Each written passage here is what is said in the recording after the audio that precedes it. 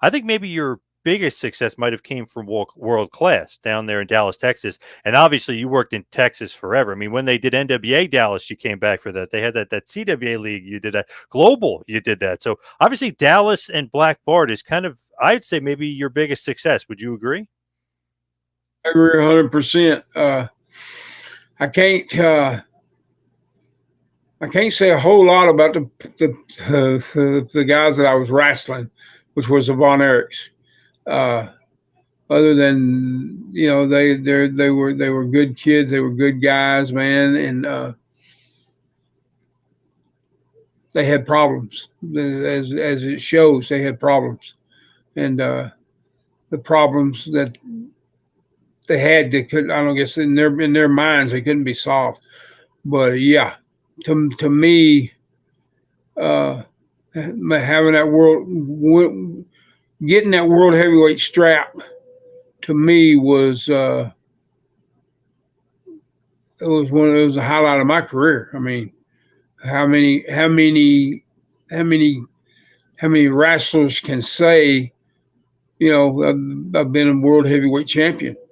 How many wrestlers can say I was a world heavyweight champion in probably one of the toughest territories to work in that there ever was? Meaning, you get your butt handed to you if you ain't careful. Not to mention having to put up with the Von Erichs and all their stuff they done, and uh, it was accomplishment that I never knew. I never seen it coming. I walked into Real Rogers Coliseum. George Scott dropped the world strap on my bag and said, "You're the champ."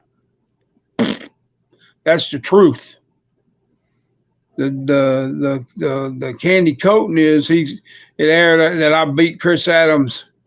I beat Chris Adams in El Paso, Texas, or some damn place for it, and that was a fabrication because they had to fabricate it because he got deported on a plane. He slapped co-pilot and got deported back to England for his trouble. Bye bye, Chris. Hello, Black Bart. It's the way it works. That's the way our business works. And I'm not one. I stepped right in there. I stepped up to the plate, and I believe I hit several home runs, brother. Several home runs. I smashed it. But yeah, that was one of my biggest accomplishments. And then to keep doing it night after night after night was wrestling 7 days a week. And some guys said it was easy wrestling here. Well, if you had the full schedule, it wasn't easy, brother, because you did some mileage here, just like everywhere else. You did some mileage here. You could be booked in Houston and be booked in San Antonio, not San Antonio. You could be booked in El Paso and book. That's 500 stinking miles one way. But with with with with the Von Erichs, it's a different style of wrestling. It's a different. Sometimes you had to put the Holtz on yourself. You had to put side headlock. Put Holtz on yourself. But all in all, it worked out, and they were all good boys. Kevin's, I love Kevin. I've actually managed a couple of times against his boys with him managing and me managing out on the coast of Texas. Big show out there. Yeah. Pretty awesome, like to kind of see that full circle. Obviously, Kevin beats you for that title back all the way in '86, but wrestling or not wrestling, managing against his boys, very much a full circle moment. His boys, I mean, his boys are pretty good. Not bad at all from what I can see. I mean, I ain't never locked up with one of them. That's the truth. To lock up with one of them, that tells you the true if they're how stiff they are, stuff like that. But with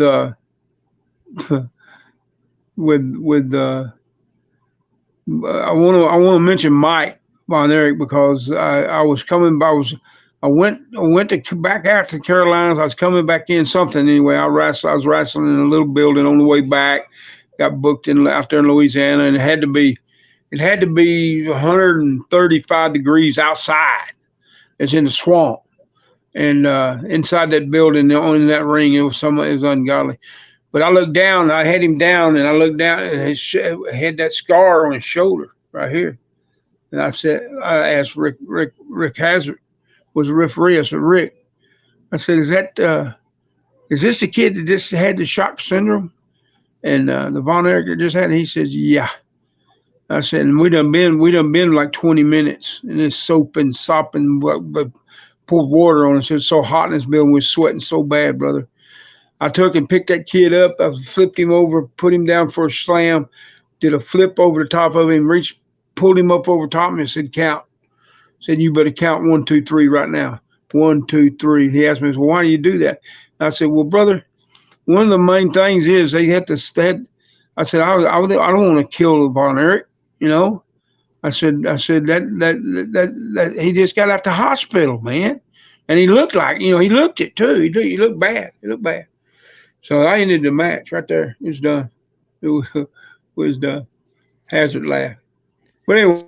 Scary though, like that they put him out there like that. Yeah, put him, but they did, and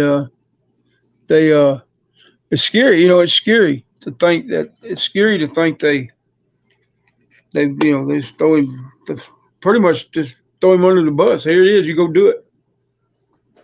When you look at obviously the Von Erichs and all that tragedy, it's crazy to think. I mean, they're the most over guys in that territory, but then it's one tragedy after another after another. Then, like you said, Adams gets deported. Gino Hernandez passes away.